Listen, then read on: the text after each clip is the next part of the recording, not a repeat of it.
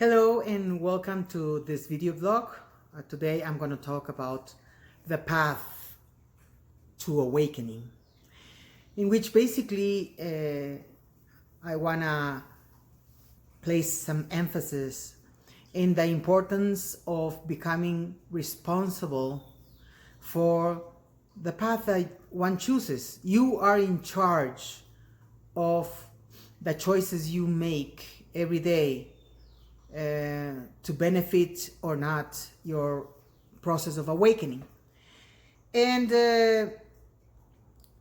about the path that you choose, obviously I cannot say much, but I would like to give some hints regarding how to go about in different parts of our process. Because we as humanity right now are not totally connected to our inner sense of self in a clearer way. Different individuals probably that have been working quite a lot are clearer about their connection, but mostly for most of us, for most of humanity right now, since we have never learned, especially in the West, but speaking generally, since we were never actually taught how to recognize that sense of inner self or soul, how to connect to our spirit, we are sort of moving in this journey in a very new and still unknown way.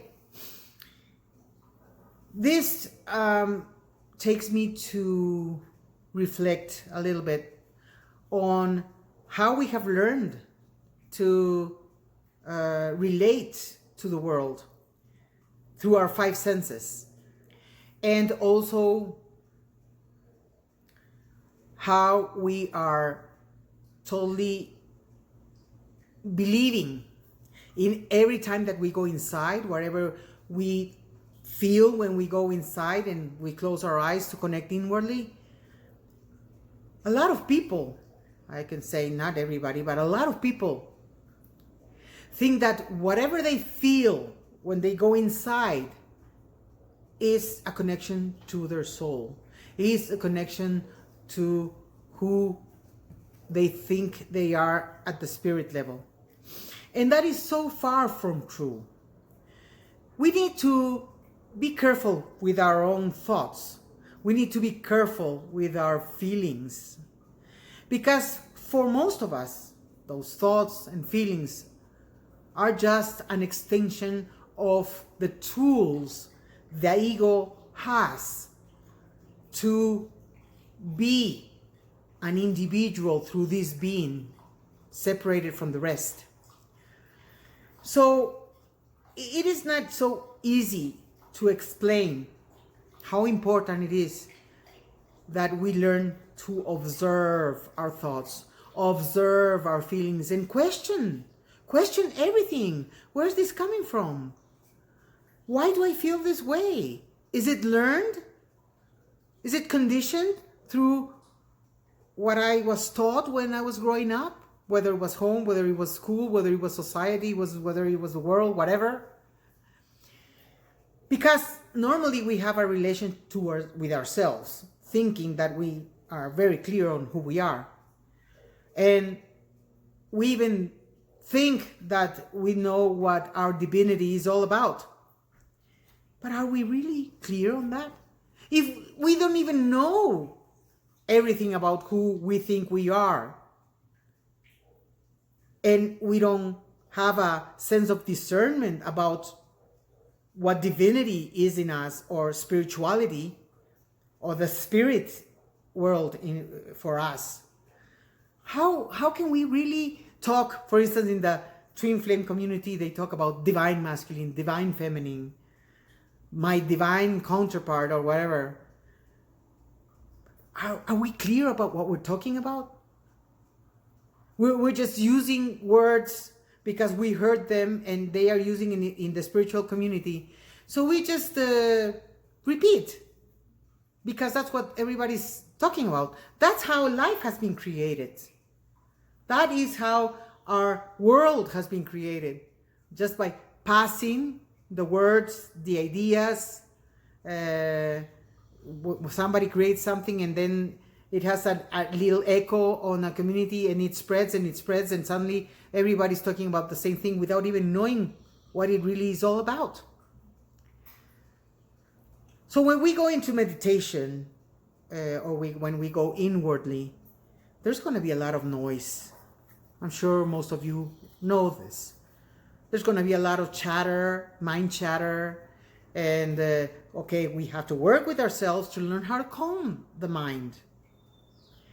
Once we learn how to calm the mind and go into this sense of emptiness, we are able to connect to other realms of existence. We can fuse with life, with all of life.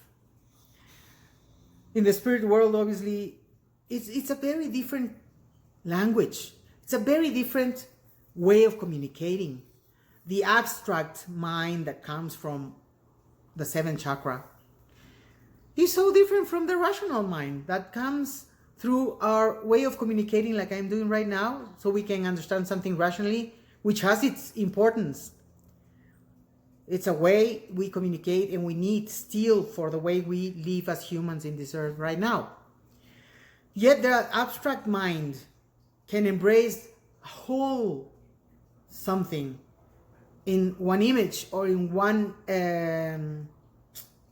experience, without having to put little words to fit in a category of something. It is such a different world, such a different way of experiencing connectedness and all that comes with that, like love, compassion, inner peace, freedom. So if we are able to just be gentle in our process and realize that we have to be very careful in believing everything that we perceive. I'm not saying don't believe in yourself. I'm not saying that. I'm just saying be careful. Why? Because in the process of purifying our filters of perception, this process, which takes a long time, purification of our filters of perception so that we can be aligned and clear about the source of connection to our soul or our spirit self. There's always going to be a lot of projection from the needs of our ego for healing, for self-satisfaction, for whatever. You know, the ego is based on desire. The ego is not bad. For me, as I see it, and as I have learned to use it, the ego is one of the amazing sources to help our true light come and shine through. How and why? Because as we tame our ego impulses, our ego parts that come through feelings, that come through mind, that come through body, as we tame those impulses that want something, we are able to allow the essence of our light come forward. And so this is how I see it. Okay, the ego has wrapped the soul with its power and its strength, whether it's an illusion or not, it's not the deal, but that's how we live our reality. So this is how the ego holds the soul. And when we start taming the ego and taking its strength away, it starts weakening and opening up, and the soul gently opens up and embraces the ego, and then the soul is more or less more likely in charge of directing our attention in our path, of directing our minds, our feelings, and everything. Okay, this process of change, or we can also go like this. However, each one wants to feel is the best way of integration. The optimum momentum is when we bridge the gap between our spirit self and our personal self. When we are able to fuse or let the soul take charge of directing our life, how we feel about things, how we think about things, how we open our minds so we can really process life, connected not only to others here in this life, but just connected to the source of energy, the source of creation. In other ages, according to the mystics and the sages, like the golden ages for the Greeks and Satya Yuga for the Hindus, for instance, there's also the same kind of ages for Native Americans and the Mayas and all those people who were more connected to the cosmic energy than we are now. In those ages, it's understood, and I'm just passing this information because I don't recall or remember. So in those ages, supposedly, we are so connected to spirit that everybody understands the concept of God and the concept of spirituality and community and brotherhood in a very different light of what we are right now, understanding the world. The principles and the values that govern those ages are totally different than the values and the principles that govern this age of money and power. But now we are in this change of era, and we need to start realigning ourselves to the energy of brotherhood and love and inner peace, so we can create a new world. These transitions are amazing, the most powerful times for change and for integration and